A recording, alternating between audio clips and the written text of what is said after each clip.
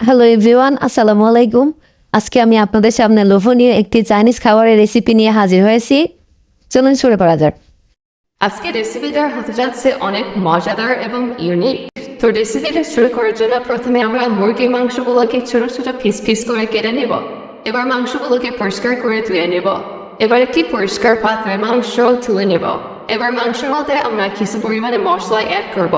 তার জন্য প্রথমে আমরা রান্নার ওয়াইন এবং সয়া সস, পরিমাণ মতো লবণ এবং আগে থেকে তৈরি করা কিছু মশলা অ্যাড করব। এরপর একটা ডিম দিয়ে দেব। আমরা শুধু ডিমের কুসুমটা ব্যবহার করব। এবার 3 কাপ পরিমাণে কর্নফ্লাওয়ার দেব। এবার মাংস এবং মশলাগুলোকে সুন্দরভাবে মিশিয়ে নিব। এবার মাংসগুলো 10 মিনিট রেখে দেব। এবার আমরা অন্য একটি পাত্রে তেল গরম করে নিব এবং মাংসগুলোকে তেলের মধ্যে ছেড়ে দেব এবং সুন্দর করে এটা ভেজে নিব যতক্ষণ পর্যন্ত না এটা বাদামি রং ধারণ করে। মাংসগুলো সুন্দরভাবে ভাজা হয়ে গেলে অন্য একটি পাত্রে তুলে রাখবো। এবার আমরা অন্য একটি প্যানে পরিমাণ মতো আদা, রসুন, পেঁয়াজের পাতা এবং আগে থেকে কুচি করে রাখা মরিচ অ্যাড করব।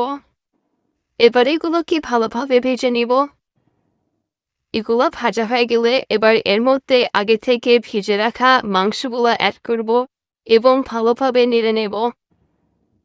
এরপর আমরা পরিমাণ মতো তেল, চিনি এবং কিছু পেঁয়াজের পাতা কুচি করে এর মধ্যে ভালোভাবে মিশিয়ে নেব এবং আমরা 10 মিনিট এটা কুক করে নেব। তাহলেই তৈরি হয়ে গেল আমাদের মজাদার রেসিপি। তো বন্ধুরা, আজকের রেসিপিটা কেমন লাগলো অবশ্যই লাইক, কমেন্ট, শেয়ার করবেন। ধন্যবাদ সবাইকে আমাদের সাথে থাকার জন্য।